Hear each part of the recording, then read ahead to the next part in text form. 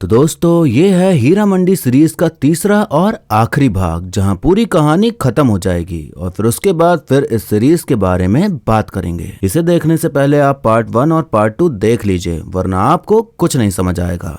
बिब्बो जान मल्लिका जान को मनाने की कोशिश करती है कि आप आलम को छुड़ा लाइए, तो मल्लिका जान का कहना था कि अब मोहब्बत की है तो आग का दरिया तो पार करना ही पड़ेगा। फरीदन कार्टराइट से कहती कि आलम बेकसूर है, आप उसे छोड़ दीजिए, मल्लिका को पकड़िए, उसे कैसे भी करके फंसा दीजिए इस केस में। मल्लिका जान थी तो आखिर आलम की माँ ही, और माँ का दिल पिघल ही जाता है, तो वो पहुंच जाती हैं पुलिस चौकी आलम को छुड़ाने। चौकी में मौजूद अफसर उससे अच्छे से बात नहीं करते और बाहर ही इंतजार करने को कहते हैं कार्टराइट का। कार्टराइट जब आता है तो मल्लिका जान को नाचने गाने को कहता है कि नाचो गाओ तभी हम आलम को छोड़ेंगे। मल्लिका जान मजबूर थी अपनी बेटी के खातिर, तो वो सब करती हैं जो कार्टराइट करवा रहा था। अब कार्टराइट और बाकी अफसर मल्लिका जान के साथ जबरदस्ती करने के लिए आगे बढ़ते हैं, तो मल्लिका जान ना चाहते हुए भी अपने साथ वो सब होने देती हैं, क्योंकि कार्टराइट के हिसाब से यही कीमत थी आलम को छुड़ाने की, तो उन्होंने ये कीमत अदा की। फरीदन कार्टराइट से कहती कि मल्लिका जान को बर्बाद करने का कितना अच्छा मौका था, आपने आलम को इतनी आसानी से जाने कैसे दिया। कार्टराइट कहता, किसने कहा कि मल्लिका जान बर्बाद नहीं हुई, हमने उसका शिकार किया, शेर बन के नहीं कुत्ता बनकर। फरीदन को गुस्सा आ जाता है कि हम उनका गुरूर छीनना चाहते थे, आबरू नहीं। एक औरत दूसरी औरत के लिए ऐसा कभी नहीं चाहेगी। फरीदन को मल्लिका जान के लिए बहुत बुरा लगता है, क्योंकि वो तो ये कभी नहीं चाहती थी कि उनके साथ ऐसा कुछ हो। हमें देखने मिलता है कि मल्लिका जान शाही महल के बाहर बने फव्वारे में बैठी हुई हैं। वो आलम से कहती हैं, हमने कहा था तबाइफ की मोहब्बत का अंजाम यही होता है। मजे की बात तो ये है कि मोहब्बत इनके हिस्से आई और अंजाम हमारे।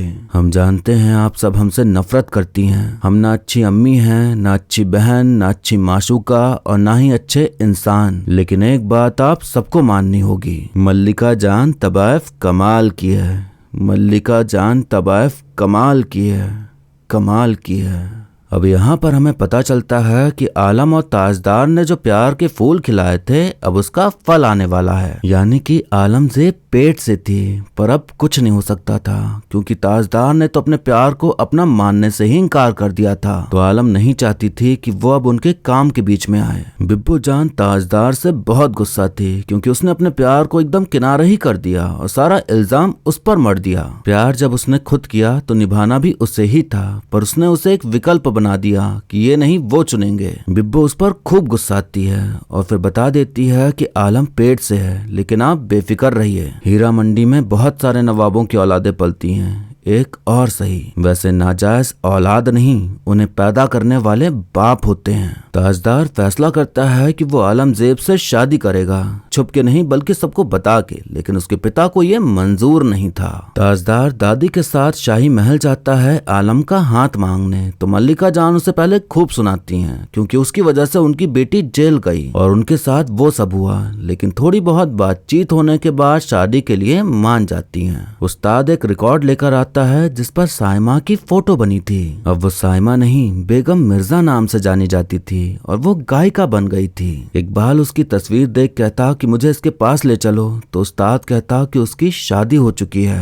इकबाल गुस्सा आ जाता है कि मेरी साइमा बेवफा नहीं हो सकती। उस्ताद कहता है बेवफा वो नहीं, बेवफा मल्लिका जान है। मल्लिका जान ने ही तुझे जेल भिजवाया था ताकि तू साइमा की आजादी ना खरीद सके। तुम्हारी गैर हाजिरी में उसका सौदा कर डाला 2 मर्दों के साथ। ये सुनने के बाद इकबाल के पैरों तले जमीन खिसक जाती है। जिससे प्यार किया उसे उस इंसान ने छीन लिया जिस पर उसने सबसे ज्यादा भरोसा किया। वो पूरी तरह से सदमे में चला जाता है। ताजदार के पिता ताजदार की शादी के बिल्कुल खिलाफ थे और वो नहीं चाहते थे कि उसकी शादी आलम से हो, तो वो एक प्लान बनाते हैं। शादी वाले दिन अंग्रेजी सरकार के खिलाफ बगावत करने के जुर्म में कार्टराइट ताजदार को गिरफ्तार कर लेता है। कार्टराइट को पिताजी ने ही बुलाया था और यही उनका प्लान था था कि अपने बेटे को पुलिस के हवाले कर दें ताकि शादी ना हो पाए। मल्लिका जान ने ताजदार से कहा था कि या तो ये आपकी बेगम बनेगी या शाही महल की हुजूर। बेगम बनी नहीं तो वो आलम को मुजरा करने को कह देती हैं। फरीदन आलम के लिए खुश थी कि उसकी शादी हो रही है अपने प्यार से। हीरा मंडी में पहली बार बारात आएगी, लेकिन जब ये पता चलता है कि ताजदार को पुलिस पकड़ ले गई तो उसे बहुत बुरा लगता है। वो कार्टराइट के पास जाती है और उसे रिझाते हुए विनती करती कि वो ताजदार को छोड़ दे, पर कार्टराइट ताजदार को उल्टा लटका के पिटवाया जा रहा था। कार्टराइट चाहता था कि ताजदार अपने साथियों का नाम पता बता दे, लेकिन ताजदार गद्दार नहीं था। ऑफिसर ताजदार को पीटे जा रहा होता है, तभी एक डंडा उसकी खोपड़ी में लग जाता है और ताजदार की तुरंत ही मौत हो जाती है। फरीदन हक्का बक्का एकदम लाचार महसूस करते हुए वहीं खड़ी रह जाती है, कुछ नहीं कर पाती। उधर आलम मुजरा करना शुरू कर देती है। तभी फरीदन आती है वहां ताजदार के मरने की खबर देने, जिसे सुन आलम एकदम सदमे में चली जाती है। वो इतने सदमे में चली जाती है कि 4 दिन बीत जाते हैं पर उसके आंखों से आंसू का एक कतरा भी नहीं बहता। बिब्बो जान आलम को ताजदार की कब्र पर ले जाती हैं ताकि वो रो सके, अपना सारा दुख निकाल सके, क्योंकि तभी वो उस सदमे से बाहर आ पाती। पिताजी ने बस जेल में रखने को कहा था, लेकिन कार्टराइट ने तो उसे मार ही डाला। कार्टराइट बताता है कि कुछ बागी हमारे पुलिस चौकी में घुस आए थे और उन्होंने उसे मारा क्योंकि वो नहीं चाहते थे कि ताजदार अपना मुंह खोले। कार्टराइट झूठ बोल रहा था, पर अब क्या फर्क पड़ता है, ताजदार तो मर गया।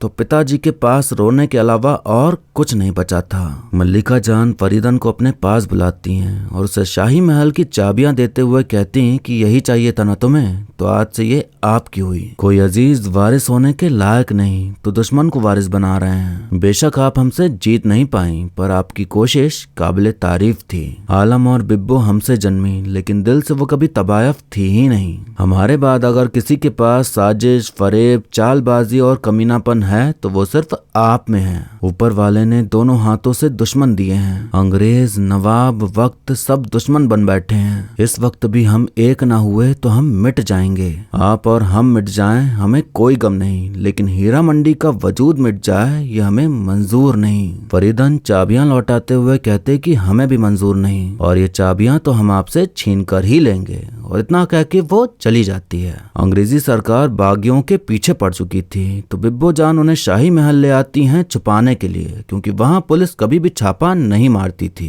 इस काम में मल्लिका जान भी साथ देती हैं और वो भी देश की आजादी लड़ने वालों के साथ हो जाती हैं। फरीदन भी फैसला करती है कि वो महफिल नहीं सजाएगी, बल्कि अब उसका मकसद है इस मुल्क की आजादी, और उसके लिए ही काम करेगी। इस बात से वली साहब सहमति नहीं जताते और फरीदन का साथ देने से मना करते हुए उसे छोड़ के चले जाते हैं, क्योंकि वो अंग्रेजों के खिलाफ नहीं जाना चाहते थे। ताजदार के गुजर जाने के बाद दादी ने तो उम्मीद ही छोड़ दी थी अब जीने की। तो आलम उनके पास जाती है और अपने पेट पर उनका हाथ रखते हुए कहती कि आपको जीना होगा, क्योंकि आपको फिर से दादी बुलाने इस दुनिया में कोई आने वाला है। ताजदार के पिताजी सभी नवाबों के बीच कहते हैं कि अंग्रेज सोच रहे हैं कि हम हीरा मंडी की आड़ में उनसे बगावत कर रहे हैं। इससे पहले कि वो हमारी जायदाद जब्त करना शुरू कर दें, हमें हीरा मंडी से अपना ताल्लुक खत्म कर लेना चाहिए। सभी नवाब इस बात से सहमति जताते हैं और हीरा मंडी न जाने का फैसला करते हैं। हीरा मंडी सुनसान हो गई थी, तो मल्लिका जान जुल्फिकार साहब की कोठी जाती हैं उनसे मिलने, क्योंकि वही थे जो बाकी नवाबों को समझा सकते थे। लेकिन जुल्फिकार साहब की बेगम मल्लिका जान को उनसे मिलने ही नहीं देती। भला एक तबायफ को अपने पति से कोई क्यों मिलने देगा। अब सभी तबाइफों की एक मीटिंग होती है, तो फरीदन और बिब्बो जान बात करती हैं कि मर्दों ने तो साथ दिया नहीं, एक बार मिट्टी का ही साथ देकर देखते हैं। हम भी इस मुल्क का हिस्सा हैं, और जब मुल्क जल रहा हो तो महफिल सजा के नहीं बैठा जाता। आजादी की कीमत हमसे ज्यादा कौन जानता है। शराफत हमने छोड़ दी, मोहब्बत ने हमें छोड़ दिया। अब सिर्फ बगावत हमारी जिंदगी को मायने दे सकती है। आज से हीरा मंडी का सर किसी के सामने नहीं झुकेगा। हीरा मंडी की कोई औरत, कोई बच्चा किसी का गुलाम नहीं रहेगा, ना अंग्रेजों का ना नवाबों का। बागी प्लान बना रहे होते हैं कि सीधा हैंडरसन को ही उड़ा देते हैं, पर इस काम को करेगा कौन। बहुत खतरा था इस काम में। बिब्बो जान कहती कि हैंडरसन हमारा आशिक है और उसने हमें जलसे में बुलाया है, तो ये काम हम करेंगे। इस मुल्क के लिए कुर्बानी सिर्फ बेटे ही क्यों दें, हम बेटियां भी दे सकती हैं। अगले दिन बिब्बो जान जलसे में जाती है और हैंडरसन के ऊपर गोली चला के उसे मार देती है। हामिद साहब साथ आए हुए थे तो वो गोलियां चलाते हुए भाग रहे होते हैं, लेकिन उनको गोली लग जाती है और वो मारे जाते हैं। बिब्बो जान उनको छोड़ के भागती नहीं, जिस वजह से पकड़ी जाती है। मल्लिका जान को जब यह खबर मिलती है तो वो कहती हैं कि जो बच्ची चींटी तक नहीं मार सकती थी उसने अंग्रेजों के अफसर को मारा। अब डर था कि अंग्रेज हीरा मंडी को बंद न करवा दें, लेकिन मल्लिका जान को अब इसकी फिक्र नहीं थी। अब तो समय था बगावत का। बिब्बो जान के बाल काट दिए जाते हैं और उसे कोड़ों से पीटा जा रहा था, बड़ी बेरहमी से। फरीदन सबको बताती है कि अंग्रेज बिब्बो जान को कल रात सजाए मौत देने वाले हैं। हर जगह हमने हाथ पैर मार लिया पर हमारी मदद कोई नहीं करने वाला, अब हमें ही कुछ करना होगा। मल्लिका जान कहती हैं कि हमारी बच्ची हीरा मंडी की पहली शहीद कहलाई जाएगी। आज तक हम बस तबाइफे थी, लेकिन आज के बाद हम वतन परस्त भी हैं। फरीदन कहती कि इसीलिए हमारा फर्ज है कि हम बिब्बो जान के पास जाएं। उसे इस वक्त मालूम होना चाहिए कि वो अकेली नहीं है। उस्ताद आलम के पास आकर कहता कि अब इस अंधेरे को रोशन करने का जिम्मा तुम पर है। तुम्हारे लिए एक खरीदार लाया हूँ, नाम है उसका कार्टराइट। नाम सुनते ही आलम गुस्से से तिलमिला उठती है कि तुम्हारी हिम्मत कैसे हुई उसका दलाल बनने की। उस्ताद उसे बंदूक पकड़ाते हुए कहता कि यही वक्त है इंतकाम लेने का। अब तक उस्ताद शाही महल के लोगों की बुराई करते नहीं थकता था, लेकिन जब हीरा मंडी पर बात आई तो वो उनके साथ हो गया और आलम की मदद कर रहा था कार्टराइट को मारने में। बाहर कर्फ्यू लगा था, लेकिन हीरा मंडी की सारी तबाइफें एक होकर उतर आती हैं सड़कों पे जेल की ओर जाने के लिए। उन पर अंग्रेजों के अफसर हमला करते हैं, लेकिन वो फिर भी नहीं रुकती। सभी औरतें जेल की दीवार के पास पहुंच जाती हैं और दीवार के उस पार बिब्बो जान को सजा दी जानी थी। बिब्बो जान इनकलाब चिल्लाती है तो सभी औरतें जिंदाबाद कहती हैं और फिर बिब्बो जान पर गोलियां चलाते हुए उसे मार दिया जाता है। उधर आलम कार्टराइट के पास गई थी तो वो उसे मार देती है। अब एक वॉइस ओवर चलता है जिसमें आदमी कहता कि सोने की पिंजरों में कैद इन तबाइफों को आजादी की कीमत समझानी नहीं पड़ी। इन्होंने आजादी के लिए बगावत की, जंग लड़ी, कुर्बानियां दी, मगर वक्त ने इनकी कुर्बानियों को भुला दिया। जो समाज औरत को जायदाद में हिस्सा नहीं दे पाता वो तारीख में जगह क्या देगा। 15 अगस्त 1947 को आजादी की जंग खत्म हो गई, मगर औरत की जंग कभी खत्म नहीं होती। इन तबाइफों की भी एक नई जंग शुरू हुई, एक नई दुनिया में सर उठा के जीने की जंग, इनकी जिंदगी की अगली लड़ाई। और फिर इन्हीं बातों के साथ ये सीरीज यहीं पर खत्म हो जाती है।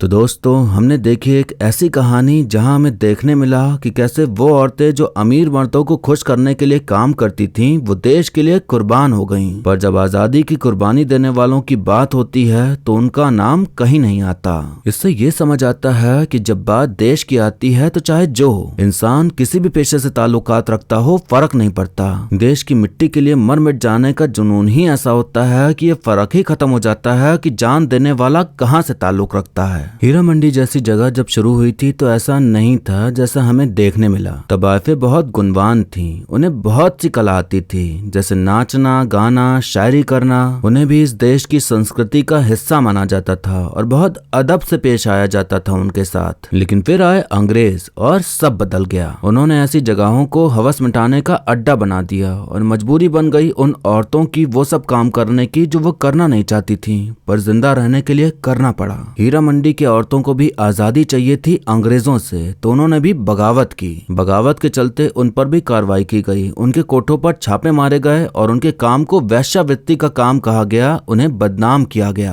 आजादी तो मिल गई, लेकिन फिर बंटवारा हुआ और फिर हीरा मंडी पूरी तरह खत्म हो गई। तबाइफें जो कभी सम्मान का स्थान रखती थीं, जो रिच कल्चर था, जो सदियों से चला आ रहा था, वो कहीं खो सा गया। हीरा मंडी आज भी है लाहौर पाकिस्तान में, पर वैसी नहीं जैसी हुआ करती थी। पर हाँ, आज भी कुछ लोग हैं जिन्होंने उस परंपरा को जिंदा रखा है। हमें सीरीज में ऐसा देखने मिला कि हीरा मंडी में वही सब होता था, पर असल में ऐसा नहीं था। हीरा मंडी का इतिहास जब आप पढ़ेंगे तो आपको मालूम पड़ेगा कि बहुत अच्छी जगह मानी जाती थी, जहाँ आप गाना सीख सकते हैं, लिटरेचर सीख सकते हैं, बहुत कुछ सीखने को था। मतलब वहाँ हर तरह की आर्ट सिखाई जाती थी और लोग अपने बच्चों को वहाँ भेजते भी थे ताकि वो भी कुछ सीख सकें। ये एक तरह का कल्चरल सेंटर था जहाँ कल्चरल एक्टिविटीज हुआ करती थी। लोग जाके सीखते थे, मैच्योर होते थे। वहाँ मुजरा भी होता था जो कि राजा महाराजा सब देखने आते थे और फिर वही चीजें बढ़ती गई और वहाँ वही रह गया। सीरीज में पहले की कहानी नहीं बताई गई है तो हमें जो देखने मिलता है उससे हमें यही लगता कि बस यही सब होता था, पर पहले चीजें बहुत अलग थी। तो सिर्फ सीरीज देखकर हम अपनी सोच नहीं बना सकते कि वही सब होता था, बल्कि आपको अगर वाकई में जानना है तो आपको इतिहास पढ़ना होगा